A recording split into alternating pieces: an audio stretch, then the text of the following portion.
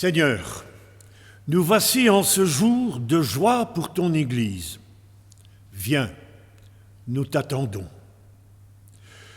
Nous t'attendons et rien ne vient, et nous nous lassons de prier. Viens, Seigneur Jésus. Fais-nous découvrir que toi aussi tu attends, que toi aussi tu nous attends, et qu'il faut que l'Église marche au-devant de toi qui viens, Seigneur.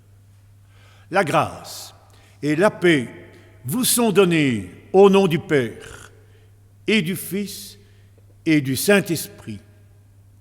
Amen. Et nous chantons au cantique 41, 26, page 596, la première strophe. Il faut grand Dieu.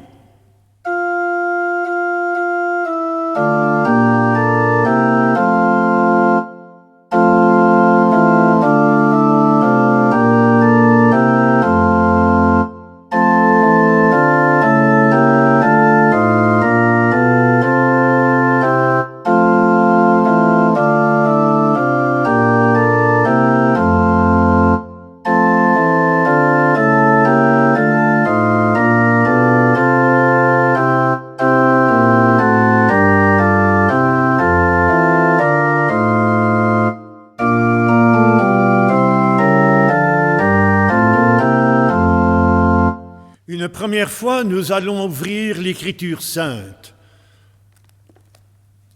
Nous l'ouvrons au psaume 139.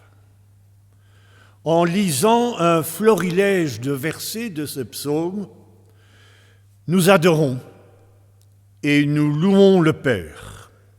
Seigneur, tu sais quand je m'assois et quand je me lève, longtemps d'avance, tu connais mes pensées. Tous mes chemins te sont familiers. Avant qu'un mot ne parvienne à mes lèvres, tu le sais. Tu m'entoures de près, derrière et devant. Tu poses ta main sur moi. Où donc aller loin de ton souffle?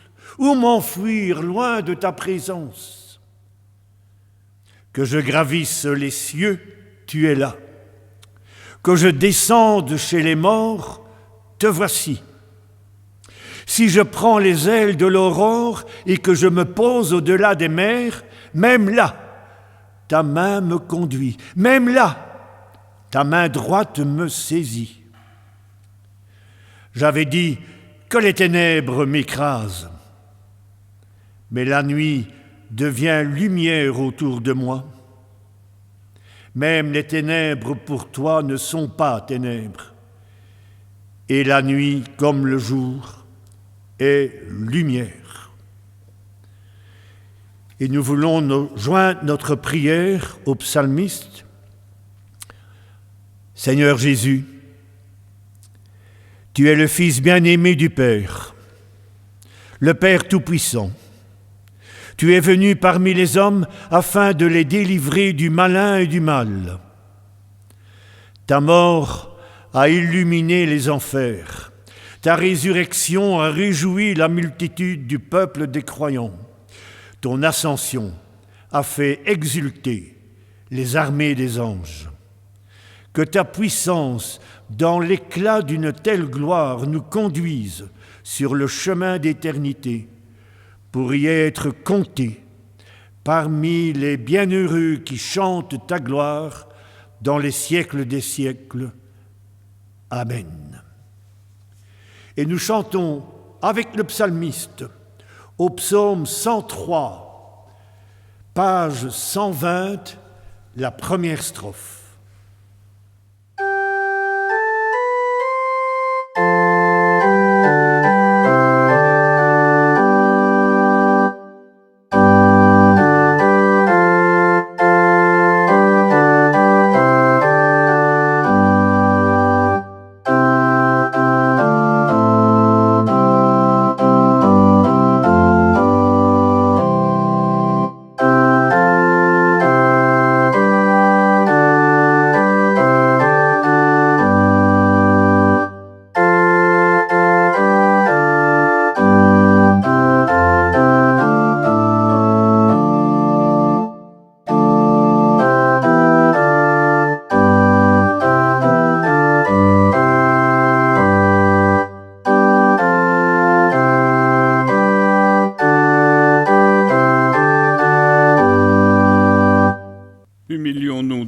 Seigneur.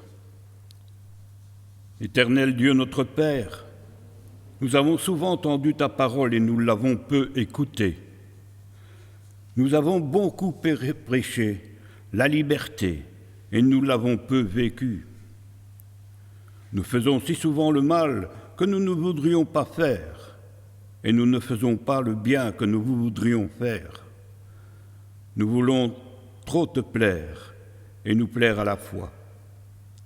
Pardonne-nous et aide-nous afin que nous apprenions chaque jour à mieux t'aimer, à aimer notre prochain. Au nom de Jésus. Amen.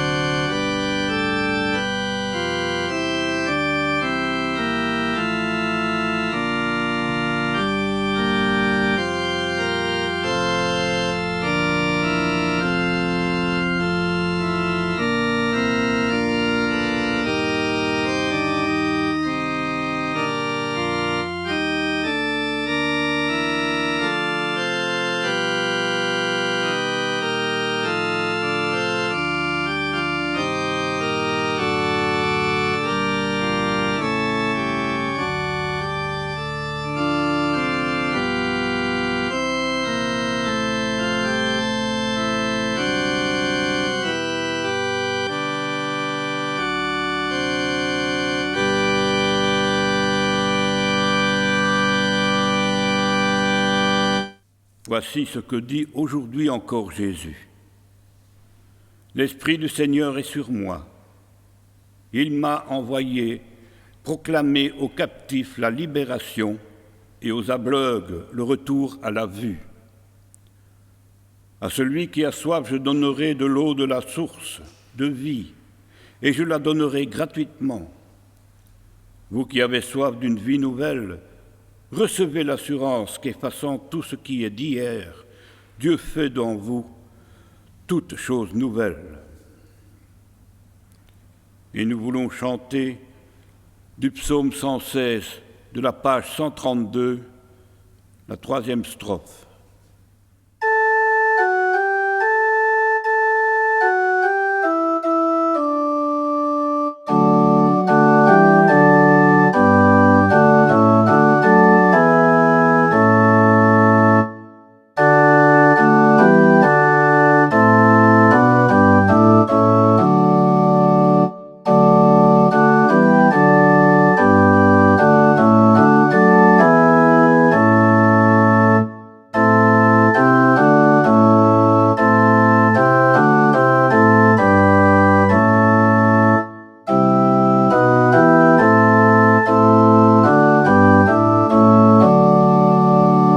Je vous demande toute votre attention pour la confession de foi.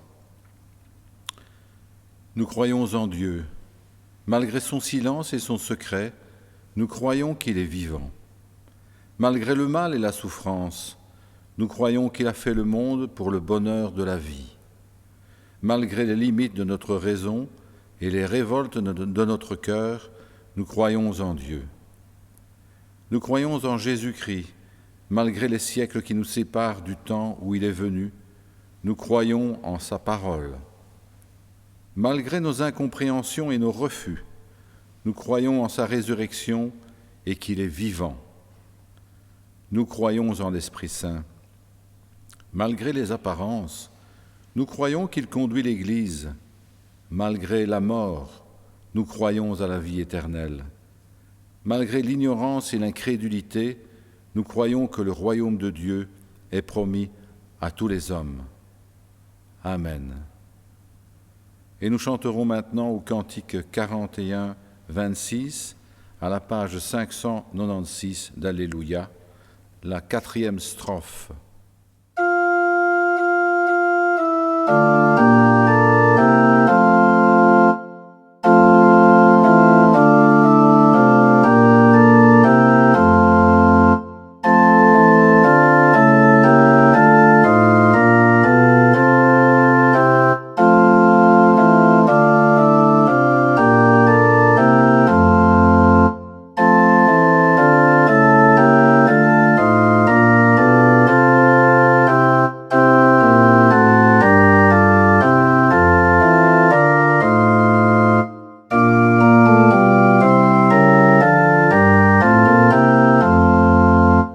Seigneur, tu es le Maître, et nous sommes tes disciples.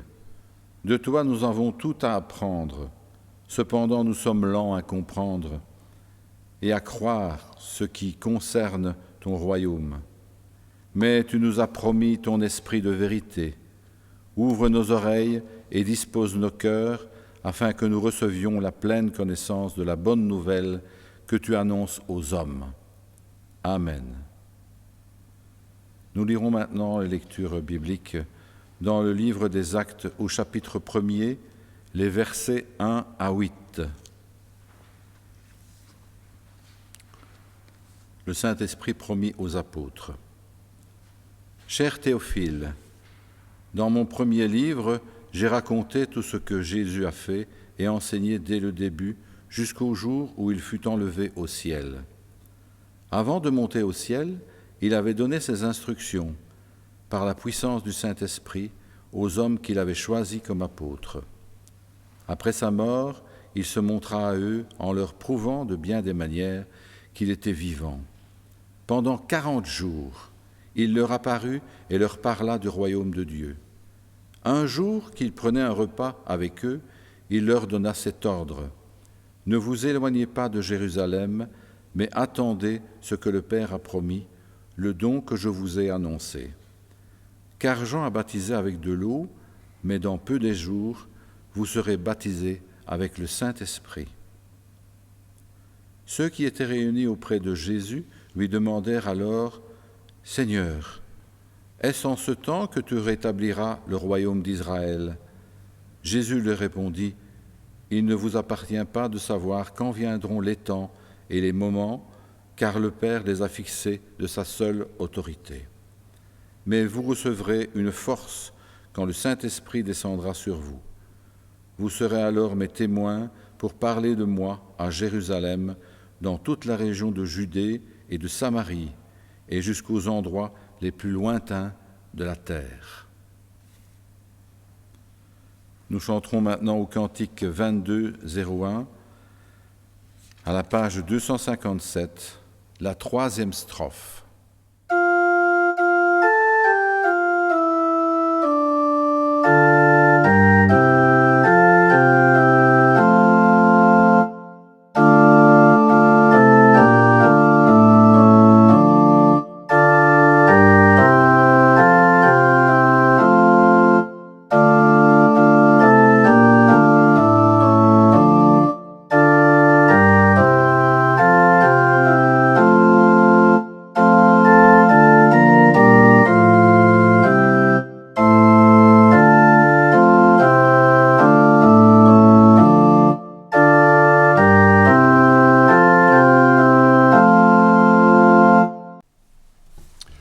Vous aurez été surpris de constater, au moment dédié aux lectures bibliques, je ne vous ai proposé que le livre des Actes. Je suis en effet généralement attaché à vous présenter 3 lectures. La première dans l'Ancien Testament, la seconde dans les Épîtres et la 3e dans l'Évangile. Le tout constituant le bouquet, ou si j'ose dire, les racines sur lesquelles la méditation va s'appuyer, comme souvent préconisé à travers l'histoire dans diverses églises chrétiennes de par le monde. Aujourd'hui, j'ai cédé à ma très forte habitude de porter mes réflexions en prenant des moments précis de l'histoire. Aujourd'hui, j'ai voulu partager quelques réflexions sur la naissance et la croissance d'un événement qui se renouvelle sans cesse, ou encore d'événements qui se succèdent depuis les temps immémoriaux, qui se succèdent, dis-je, depuis la venue de Jésus-Christ parmi les hommes. Depuis toujours, il a été reconnu que Luc, en écrivant un second récit à la suite de son évangile, a signé le premier volume de l'histoire du christianisme et son essor dans le monde gréco-romain. Luc a d'abord relaté la bonne nouvelle de Jésus-Christ dans les limites des frontières de son pays. Mais dès l'entame du second volume de son œuvre, Luc, reprenant les paroles du Nazaréen, précise qu'il s'était adressé à ses disciples en leur précisant « Vous allez recevoir une puissance, celle du Saint-Esprit, qui viendra sur vous. Vous serez mes témoins à Jérusalem, dans toute la Judée et la Samarie, et jusqu'aux extrémités de la terre. » Ce discours annonce le programme, la suite des événements et leur récit. Introduit par la manifestation fondatrice de la Pentecôte, il nous rapporte en effet tout d'abord comment la prédication de Pierre et de ses compagnons à Jérusalem a initié la naissance d'une communauté allant toujours plus grandissant et finalement a généré une crise, laquelle, allant crescendo, aboutit à la lapidation d'Étienne et à une certaine dispersion. Et voilà déjà que l'on retrouve Philippe en Samarie et Pierre à Césarée. Et si l'on poursuit très vite, nous rencontrons Paul œuvrant dans un premier temps avec Barnabas et d'autres compagnons ensuite, dont Luc. L'arrestation du bouillon missionnaire après plusieurs voyages conduira les lecteurs que nous sommes jusqu'à Rome.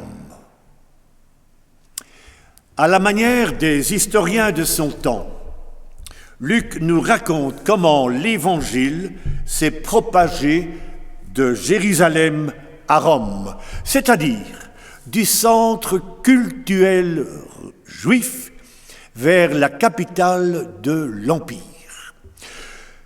Comme dans les histoires profanes, Luc entrecoupe son récit de discours prononcés non pas par des généraux en campagne, des conquérants, mais bien par les témoins de Jésus-Christ, Pierre, Étienne, Philippe, Paul et d'autres encore.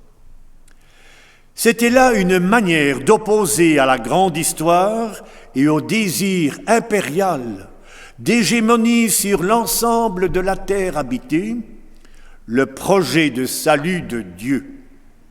Et nous assistons à l'irrésistible avancée de l'Évangile jusqu'au cœur de Rome, la cité impériale, tout en abordant la délicate question de l'identité de l'Église. Pour Luc, l'Église à sa naissance, dès la première Pentecôte, se voit investie d'une mission qui consiste à proclamer l'œuvre de Dieu en Jésus de Nazareth. Et d'emblée, la foi se dit, la foi se vit. Et Luc en attribue toute la responsabilité à l'Esprit Saint, qui, certes, habite la communauté naissance, mais qui souffle où il veut et se sert de qui il veut. Il est celui qui initie, qui féconde, qui accompagne et suscite les œuvres et prépare la moisson. À la lecture des premiers récits constituant le livre des Actes, il est important de noter que l'Église que Luc nous présente n'est pas seulement étonnante par sa progression en croissance numérique ou arithmétique, mais aussi elle est un lent approfondissement dans la foi, dans l'espérance, dans la connaissance et dans l'expérience intime avec Dieu. Mais voici le moment de se poser la question. Qui donc était Luc? Il est acquis qu'il est le seul écrivain du Nouveau Testament dont il n'est pas établi qu'il soit d'origine juive. L'auteur du 3e évangile et des Actes des Apôtres manifeste indubitablement une profonde culture biblique, laquelle est portée par une grande pratique de la langue grecque. Ainsi, les théologiens les plus réputés et les linguistes les plus aguerris se demandent les uns aux autres, sans trancher, venait-il du judaïsme ou bien était-il un païen converti? Les plus sages d'entre eux souligneront encore longtemps que Luc est porté en la foi et en son expression par l'intelligence du Saint-Esprit. Il faut ainsi reconnaître que quand Luc parle de la croissance de l'Église, il établit un lien entre les paroles de Dieu dans l'Ancien Testament et ses paroles dans les Nouveaux Testaments, dans l'Ancienne et dans la Nouvelle Alliance.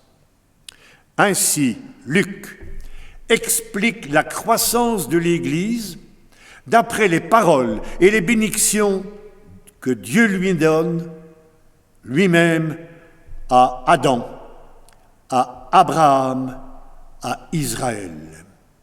Et que cette même promesse de bénédiction repose sur l'Église. Luc veut démontrer que Dieu a voulu qu'il y ait continuité dans son dessein. Nous sommes sous la même bénédiction et c'est une bénédiction de croissance, de multiplication. Le Seigneur ajoutait chaque jour à l'Église ceux qui étaient sauvés. Voici le devenir du peuple des croyants. Et il est remarquable de constater la dynamique de l'Église naissante. Elle est impressionnante. Remarquons aussi de même les caractéristiques de cette communauté qui ne croit pas seulement en nombre, mais qui offre des lieux de retrouvailles, des lieux d'appui fraternel qui sont précisés et nommés lorsque l'on lit « Ils étaient chaque jour, tous ensemble, assidus au temple. Ils rompaient les pains dans les maisons et prenaient leur nourriture avec joie et simplicité. » La communauté locale n'était pas seulement le dénominateur de l'addition de nouveaux fidèles, mais elle était le lieu de rassemblement, de partage, d'approfondissement de la foi, le lieu de l'édification que nous nommons Église. Et très vite, cette Église est entrée dans la notion du service et de la diaconie. Voici posé le principe, le fondement des ministères généraux et particuliers au service de la communauté. Il est de plus intéressant de voir et de lire que Luc nous montre que l'un des moteurs de la dynamique de l'Église est l'engagement dans le service de Dieu. Selon Luc, si Pierre, si Paul, si d'autres encore étaient capables de s'adresser à une foule, c'est à travers leur ministère que Dieu ajoutait des fidèles à l'Église. Et quand l'Église tout entière a commencé à servir et à se lever pour Dieu, plus rien ne pouvait contenir sa croissance.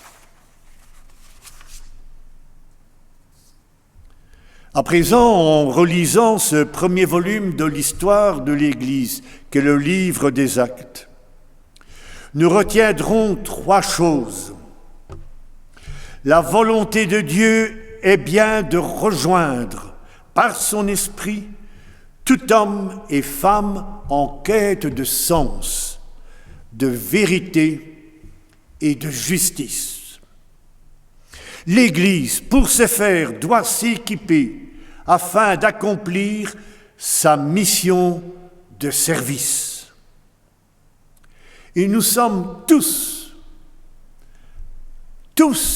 potentiellement des témoins, certes imparfaits du Christ et de son évangile, mais quand bien même nous sommes invités à témoigner et à nous édifier mutuellement. Nous retiendrons de même que l'Église est un événement qui rassemble, qui focalise et se concentre. Elle est le peuple des croyants. Elle est comme un corps spirituel du Christ, bien défini par l'apôtre Paul. Et enfin, les événements le prouvent, elle est le temple du Saint-Esprit. Sachons-le bien, toutes ces choses sont à nouveau plus que jamais actuelles. C'est sur la pierre angulaire, sur le roc, et c'est du solide, que l'Église existentiellement s'édifie et certes pas dans la liquéfaction de ses éléments ou encore une évaporation éthérée de ses substances. Il nous appartient donc de nous emparer des exemples donnés par Luc dans le livre des Actes. Il nous appartient donc de les conjuguer en fonction des réalités actuelles rencontrées afin que s'accomplisse encore maintenant. Vous allez recevoir une puissance, celle du Saint-Esprit qui viendra sur vous. Vous serez mes témoins à Jérusalem, dans toute la Judée et la Samarie, et jusqu'aux extrémités de la terre. Amen. Que ta volonté soit faite, Seigneur. Amen.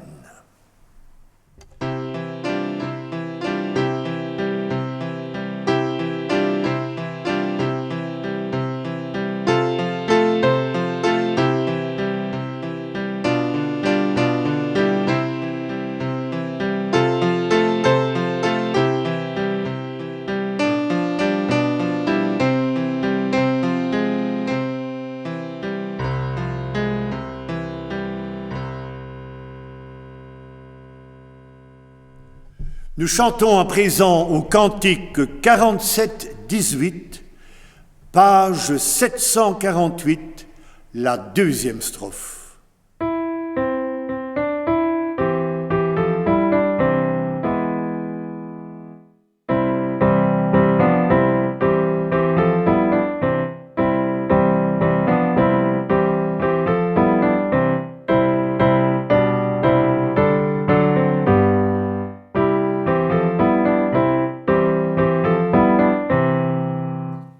L'offrande n'est qu'un bien matériel que nous utiliserons pour te rendre hommage dans un culte en foi et en vérité, Seigneur.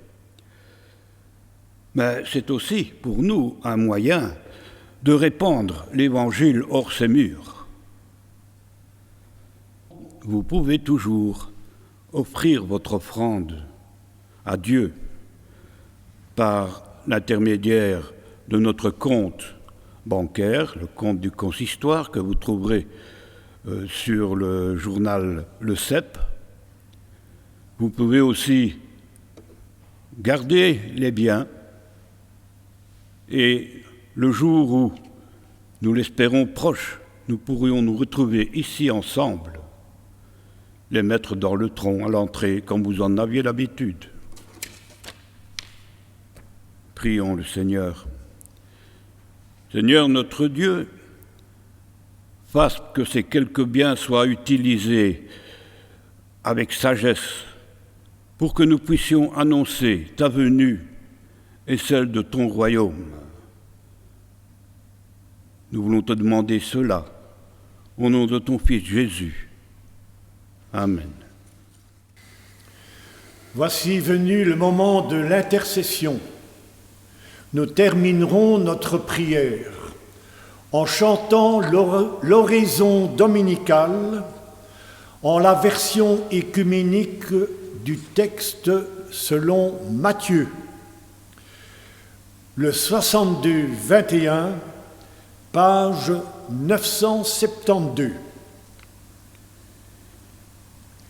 Unis les uns aux autres dans ton amour, nous intercédons maintenant les uns pour les autres.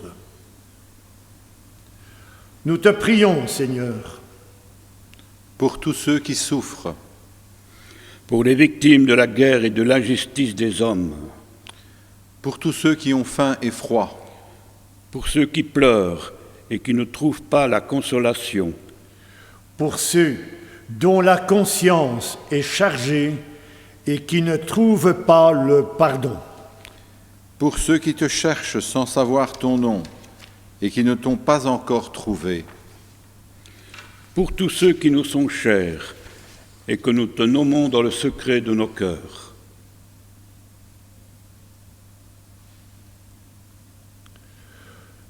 Nous te remettons aussi nos villes, nos villages et nos campagnes.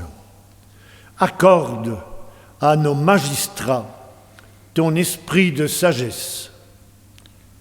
Inspire tous ceux qui nous gouvernent. Bénis les familles et les écoles, les hôpitaux et les maisons de repos. Bénis tous les peuples et fais régner entre eux la concorde et la paix. Ô Christ, souviens-toi de nous dans ton règne et apprends-nous à prier.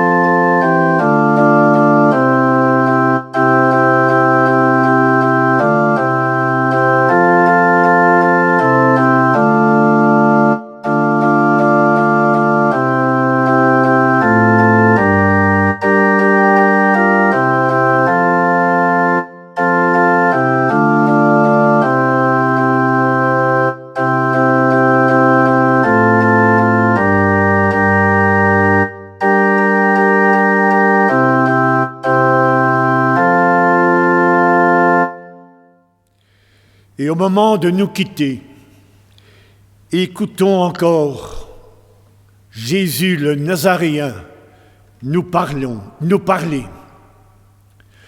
Quand Jésus vit les foules, il monta sur une montagne. Ses disciples vinrent près de lui et il se mit à les enseigner. Heureux les pauvres en esprit, car le royaume des cieux est à eux. Heureux ceux qui pleurent, car ils seront consolés. Heureux ceux qui sont doux, car la terre leur appartiendra. Heureux ceux qui ont faim et soif de la justice, car ils seront rassasiés. Heureux les miséricordieux, car ils obtiendront miséricorde. Heureux ceux qui ont le cœur pur, car ils verront Dieu. Heureux les pacificateurs, car ils seront appelés fils de Dieu. Heureux ceux qui sont persécutés pour la justice, car le royaume des cieux est à eux. Vous tous, tressaillez de joie, votre récompense est grande dans les cieux. Et que le Dieu d'amour nous permette de mieux nous comprendre et de mieux aimer notre prochain, afin que d'un même cœur et d'une même voix, nous puissions le glorifier par Jésus-Christ notre Seigneur, dans l'unité de l'Esprit Saint. La paix de l'Éternel repose sur vous. Amen. Amen.